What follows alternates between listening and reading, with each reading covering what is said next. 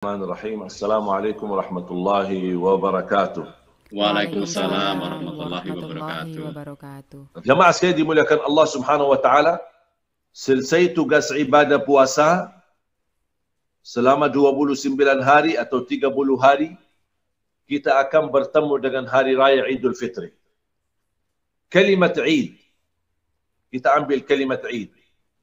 Kalimat Eid, satu kalimat, makna hakiki daripada kalimat Eid huwa kullu yawmin la yu'sa Allah fihi fahuwa Eid.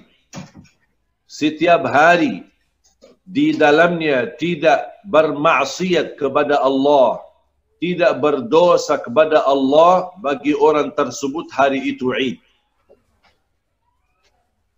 Berarti Eid ini sebenarnya bisa kita bawa sepanjang hidup kita.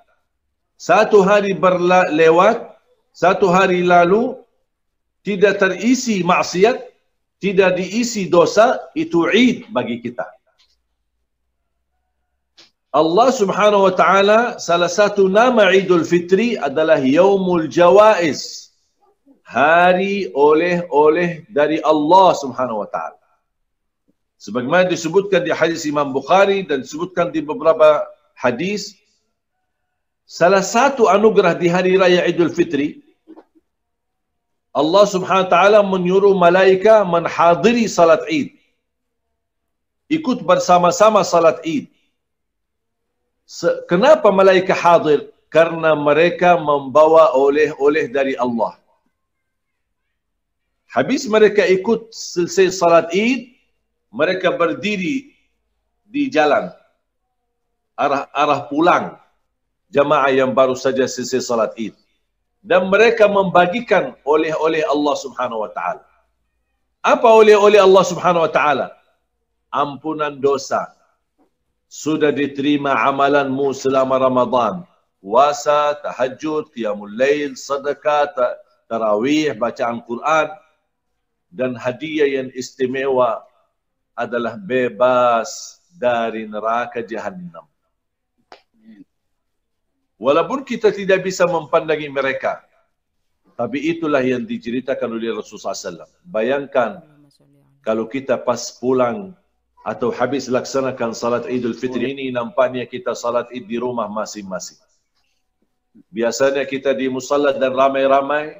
Allah milih kita tahun ini, kita menghidupkan ibadah di rumah agar ibadah kita didatangi, rumah kita didatangi oleh malaikat. Biasanya masjid kita yang didatangi oleh malaikat karena tadarus Al-Quran. Masjid kita didatangi oleh malaikat karena majlis ta'lim. Masjid kita didatangi oleh malaikat karena beraktivitas tarawih dan tahajud. Masjid kita didatangi oleh malaikat karena i'tikaf. Sekarang tahun ini malaikat rubah tugas. Malaikat akan mendatangi rumah kita karena kita menjadikan rumah kita adalah cahaya ibadah yang bisa sampai ke langit, insya-Allah. Kita jadikan rumah kita, karena Rasulullah SAW perintahkan, jangan jadikan rumahmu seperti kuburan, hanya rumah untuk berlaku buat tidur saja, tapi jadikan rumahmu untuk beribadah. Bacalah di dalamnya Al-Quran, beraktivitas ibadah. Rasulullah SAW melaksanakan salat sunnahnya semuanya tanpa kecuali di rumahnya, baru salat wajib di masjidnya. Di hari Idul Fitri ini, Allah Subhanahu wa taala, karena hari la'allakum tashkurun wa la'allakum tashkurun, sebagaimana di ujung ayat 185. Dan di sini la'allakum tashkurun ada dua makna yang terkandung di dalam la'allakum tashkurun. Yang pertama, la'allakum tashkurun agarmu menjadi orang yang bersyukur. Bersyukur atas apa? Atas anugerah lancarnya puasa, atas anugerah lancarnya tarawih. Apalagi tahun ini seharusnya tingkatan syukur kita lebih tinggi, karena tahun sebelumnya kita bisa beribadah puasa, beraktivitas puasa normal-normal saja, tidak ada kesulitan, tidak ada kesusahan. Tahun ini nampaknya susah kita beraktivitas normal sebagaimana tahun-tahun sebelumnya, tapi kita tetap, apapun halangannya, apapun tantangannya, apapun kesusahannya dan kesulitannya, kita sudah menunjukkan, menurut saya, alhamdulillah tahun ini umat Islam berhasil melancarkan dan menjalankan ibadah puasa, bukan gagal. Orang Muslim yang menjaga puasanya sampai akhir dan tetap beraktivitas ibadah di rumahnya, tarawih dan lain sebagainya, berarti dia berhasil dalam ujian ini. Karena ujian ini adalah ibtila, ujian adalah ikhtibar untuk naik kelas. Kalau kita lewati ujian baru bisa naik kelas. Tak ada orang bisa naik kelas tanpa ujian. Sekarang karena kita dalam menghadapi tantangan yang begitu luar biasa, tidak menghalangi kita untuk menjaga puasa kita. Tidak menghalangi kita untuk teruskan tarawih kita walaupun di rumah. Tidak menghalangi kita untuk kita tetap melaksanakan Idul Fitri walaupun di rumah. Tidak menghalangi kita membaca Al-Quran walaupun di rumah. Itu menunjukkan apa? Kita berhasil menyempurnakan dan menjaga ibadah Ramadan walaupun kita menghadapi tantangan yang luar biasa. Disitulah harus tingkat syukur kita la'allakum tashkurun akan jadi lebih besar.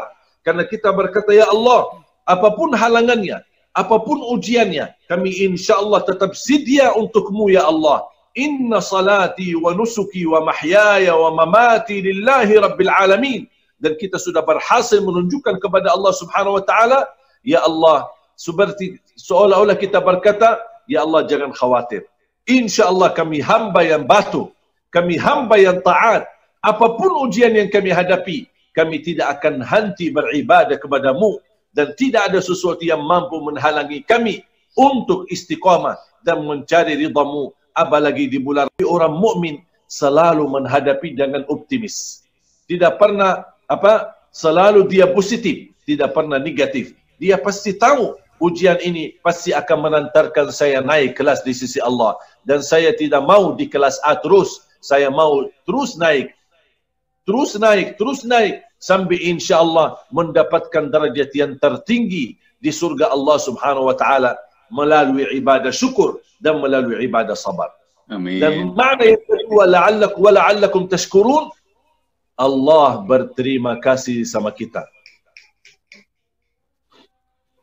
Allah berterima kasih sama kita. La'allakum tashkurun. Artinya, di hari raya Idul Fitri, seperti Allah berkata, terima kasih hambaku. Terima kasih kalian masih sedia samaku walaupun tahun ini saya menguji kalian. Terima kasih kalian beribadah kepadaku sepenuhnya bulan suci Ramadan. Ternyata hamba-hambaku ini tidak ada sesuatu yang mampu menghalanginya untuk mendekatkan dirinya kepada Allah subhanahu wa ta'ala. Berarti, kita bukan hanya berterima kasih sama Allah, Allah pula berterima kasih sama kita. Tapi cara Allah berterima kasih sama kita apa? Kan salah satu nama Allah Asy-Syakur. Nama Allah Asy-Syakur. Arti daripada syakur bukan hanya Allah maha mensyukuri, tetapi makna yang hakiki di balik kata Asy-Syakur, Allah subhanahu wa ta'ala memberikan pahala yang besar dengan amalan yang sedikit. Maaf sekalian, ketika kita berbuka, tolong terapkan setiap saat buka. Wala'allakum tashkurun. Alhamdulillah. Terima kasih ya Allah. Hari ini lancar. Besok lancar lagi. Alhamdulillah ya Allah. Hari ini lancar. Supaya kita terasa mampu terapkan wala'allakum tashkurun setiap hari. InsyaAllah begitu tiba hari raya Idul Fitri, wala'allakum tashkurun menjadi sudah sebuah kebiasaan. Dan kita merasa bangga kita menyambut hari raya Idul Fitri karena adalah hari pembalasan. Balasan ini akan menjadi terindah dibanding tahun-tahun sebelumnya. Kenapa tahun ini di hari raya Idul Fitri balasan terindah? Karena kita menghadapi puasa yang terindah. Puasa dengan baik, tarawih dengan baik, tadarus Al-Quran dengan baik, dan kita melancarkan semua perintah Allah Subhanahu wa taala sesuai kemampuan kita. La yukallifullahu nafsan illa wus'aha. Semoga Allah Subhanahu wa taala terima amal ibadah kita dan semoga dibalas oleh Allah Subhanahu wa taala kebaikan kita di dunia dan di akhirat. Dan nanti di hari raya Idul Fitri tertulis nama kita bebas dari neraka Jahannam. Masya-Allah. Amin. Wala'allakum tashkurun. Bersyukurlah kepada Allah Subhanahu wa taala. Kita bersyukur kepada Allah dan Allah juga bersyukur kepada kita. Di mana cara Allah bersyukur kepada kita? Allah akan membalas amalan yang sedikit yang kita lakukan di bulan Ramadan ini, Allah balas dengan pahala yang besar. Itu makna daripada syukur. Huwallazi yu'til ajral katsir bil amalil qalil. Dia yang memberikan pahala yang besar dengan amalan yang sedikit. Karena apalagi tahun ini saya yakin sudah diterapkan wala'allakum tashkurun melalui ibadah Ramadan tahun ini. Karena kita menghadapi tantangan, kita banyak aktivitas yang kita tidak bisa lakukan bersama sebagaimana tahun-tahun sebelumnya. Tahun ini keterbatasan kemampuan, keterbatasan keadaan yang dijadikan seperti ini yang menentukan kondisi dan keadaan kita, tapi tetap kita mampu melaksanakan ibadah apapun yang menghalangi kita karena keterbatasan. Saya orang awam, tidak bisa tarawih sendiri. Mungkin ada di antara kita yang tarawihnya cuma 2 rakaat karena dia tidak mampu banyak-banyak, karena dia tidak mengerti apa yang harus saya baca, apalagi saya belum bisa hafal dan lain sebagainya. Kekurangan kita bukan berarti mengurangi pahala kita. Justru wala'allakum tashkurun menjadi kenyataan nanti. InsyaAllah akan Allah balas. Sebagaimana makna daripada asy-syakur, salah satu nama Allah. Allah balas al-amalil qalil bil ajril katsir. Allah balas kebaikan-kebaikan kita, Allah berikan balasan yang banyak.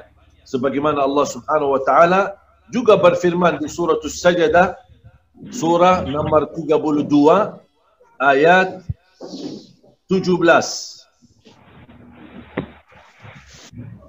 Surah As-Sajdah surah 32 ayat 17.